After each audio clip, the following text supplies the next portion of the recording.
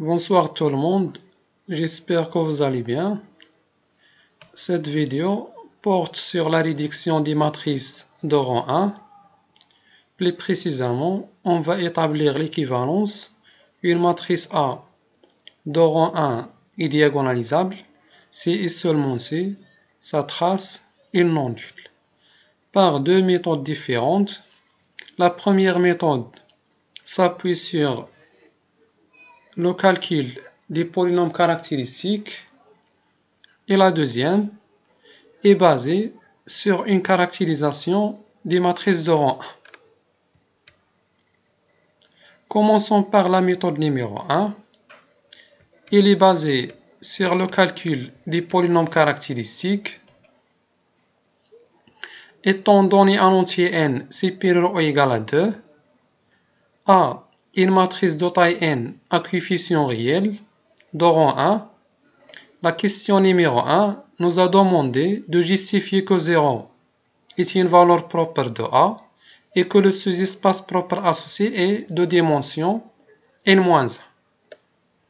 La question numéro 2 montrer que A a pour polynôme caractéristique x à la puissance n-1 fois x moins la trace de A.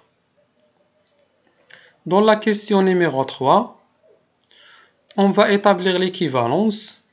A est diagonalisable, bien sûr dans Mn de R, si et seulement si sa trace est non nulle. Commençons par la question numéro 1. Tout d'abord, rappelons que 0 est une valeur propre de A. Si et seulement si il existe un vecteur colonne X non nul, tel que AX est égal à 0, si et seulement si ker de A n'est pas réduit à 0, si et seulement si la matrice A n'est pas inversible, et que l'espace propre de A associé à la valeur propre 0 n'est autre que ker de A. Au 0 de A, c'est le noyau de A. On a le rang de A est égal à 1, différent de n, car n supérieur ou égal à 2.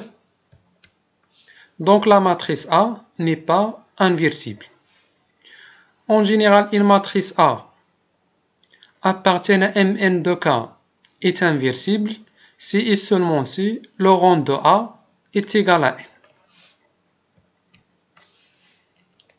Donc 0 est une valeur propre de A.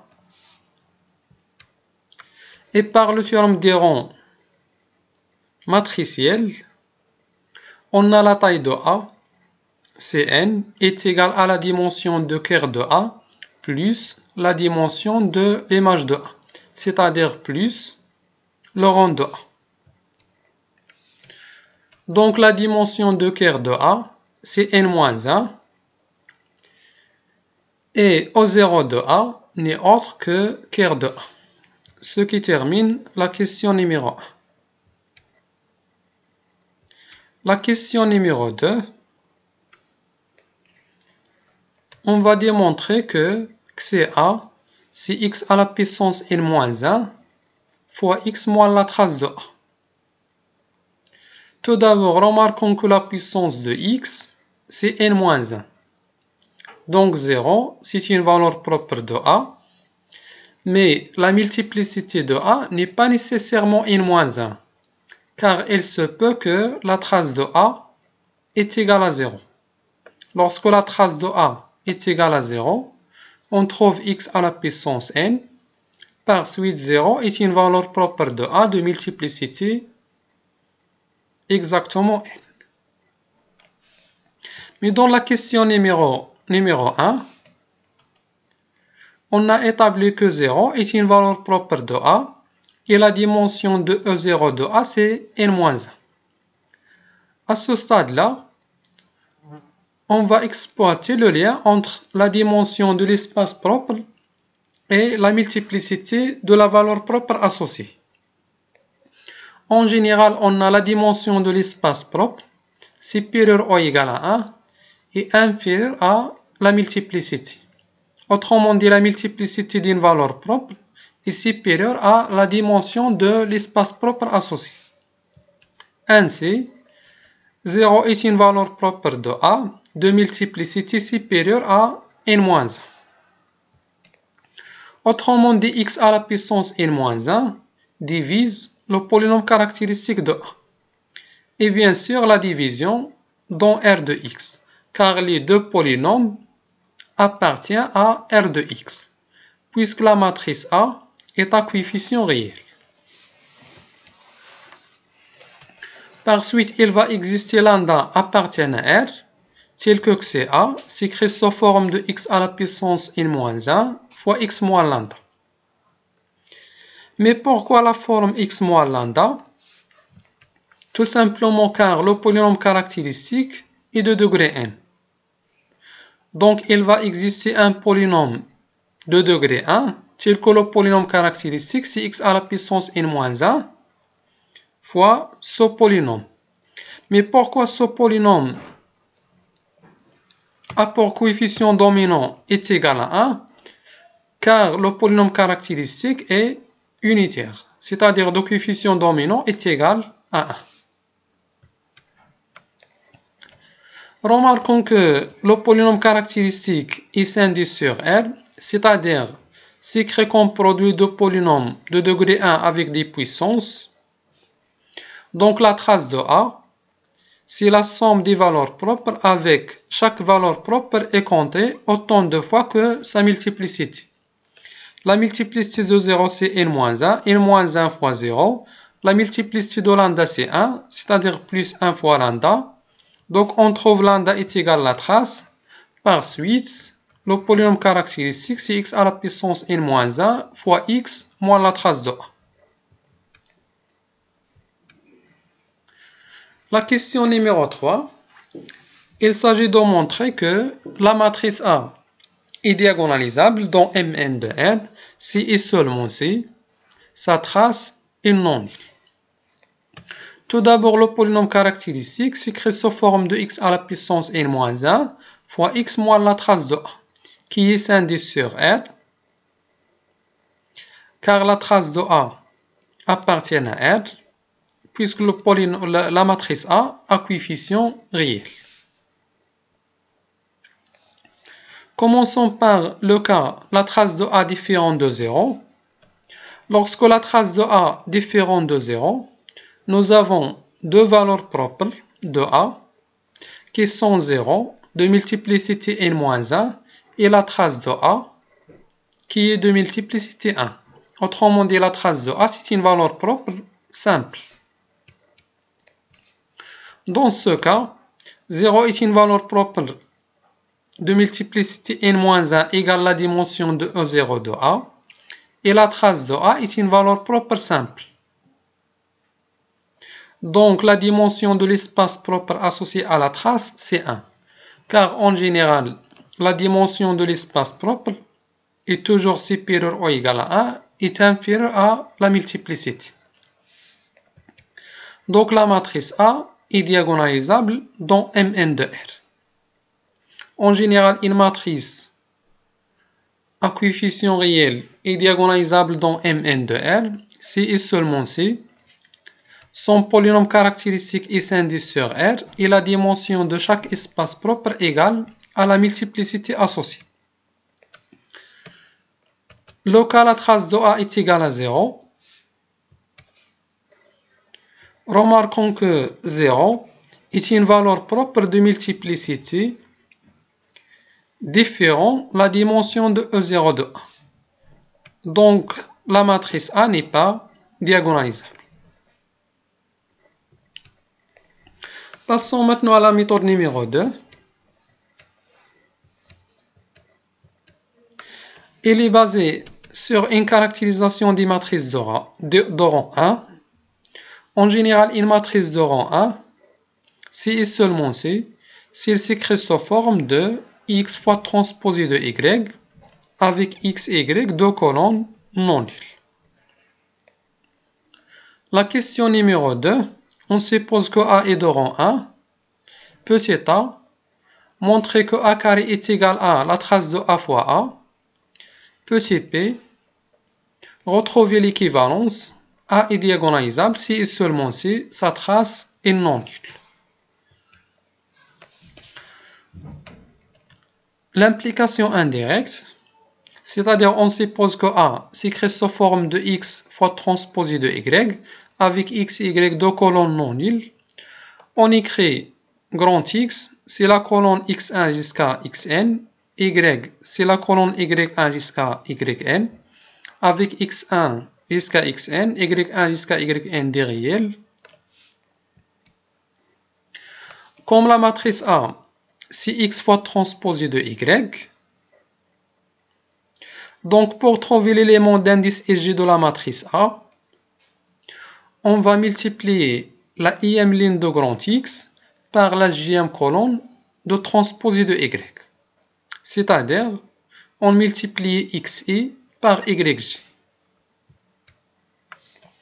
Donc, la matrice A s'écrit sous forme de xi fois yj. Ainsi, la jième colonne de A s'écrit sous forme de x1 fois yj jusqu'à xn fois yj, qui s'écrit sous forme de yj fois grand X, qui appartient à vect de x. Par suite, vect de C1 jusqu'à Cn est inclus dans vect de x. Réciproquement, puisque y est non nul, il va exister yj non nul, tel que grand X est égal à 1 sur yj fois C indice J. Par suite, grand X appartient à vect de C1 jusqu'à Cn, dont vect de x est inclus dans vect de C1 jusqu'à Cn, de l'égalité. Par définition, le rang de A, c'est la dimension de vect de C1 jusqu'à Cn, qui est la dimension de vect de x, est égale à 1 car x est non nul. Pour l'implication directe, on suppose que le rang de A est égal à 1. Donc, par définition, la dimension de vect de C1 jusqu'à Cn, c'est 1. C'est-à-dire, vect de C1 jusqu'à Cn est un sous-espace vectoriel de Mn1 de R de dimension 1. Donc, une base de vect de C1 jusqu'à Cn est formée par un seul vecteur qui est grand X. Et comme quel que soit G, C indice G appartient à vect de C1 jusqu'à Cn, donc C indice G appartient à vect de X, qui s'écrit sous forme de Y indice G fois grand X. Donc l'élément d'indice EG de la matrice A, c'est l'élément d'indice E de la jième colonne de A, c'est-à-dire YG fois XI.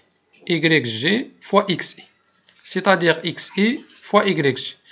En général, lorsque le coefficient d'indice EG de la matrice s'écrit sous forme de XI fois YG, alors la matrice A, c'est la colonne grand X fois la ligne transposée de Y.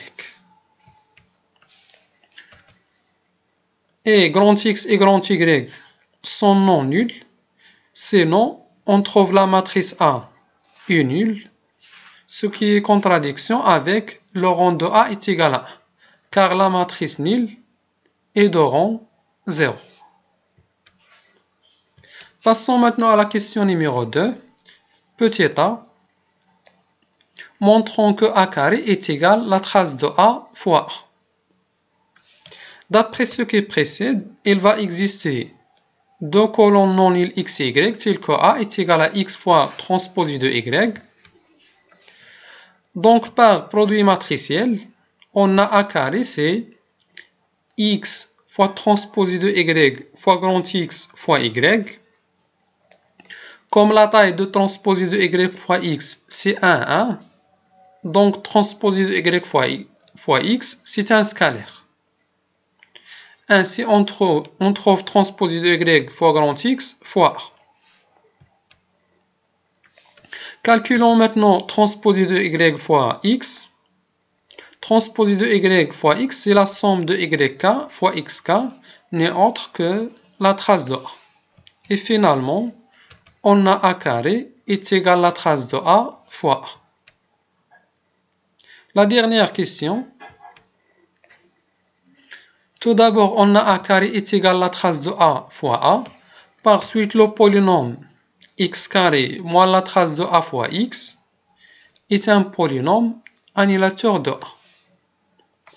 Remarquons que lorsque la trace de a différente de 0, ce polynôme est scindé à racine simple.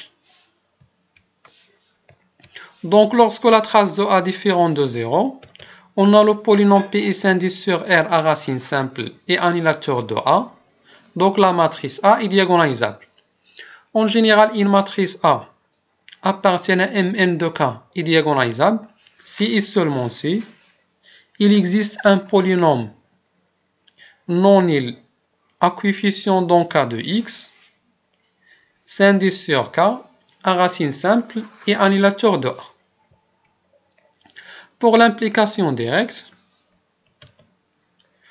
donc par l'absurde, on suppose que la trace de A est égale à 0. Donc A carré est égal à 0. On a supposé que A est diagonalisable. Donc il va exister deux matrices P inversibles et D diagonales à coefficient réel, tel que A est égal à P fois D fois P moins 1. Donc A carré, c'est P fois D carré fois P moins 1. En multipliant par P moins 1 à gauche et par P à droite, on trouve D carré est égal à 0. Et comme la matrice D est diagonale et D carré et D au carré est égal à 0, alors D est nul. Par suite A est nul. Ce qui est contradiction avec le rang de A est égal à 1.